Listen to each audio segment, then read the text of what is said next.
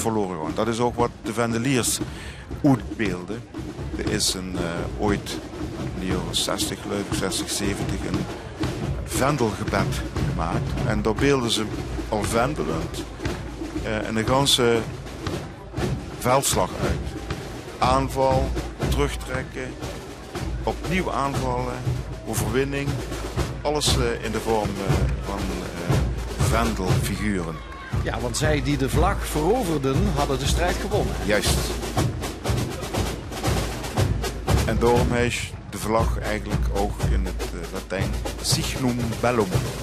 Dus het teken van de strijd. Meer grote. Sint Sebastianus.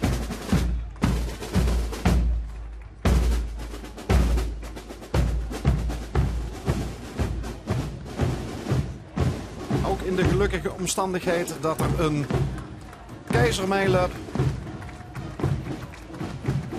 altijd extra moeite weer van die paren.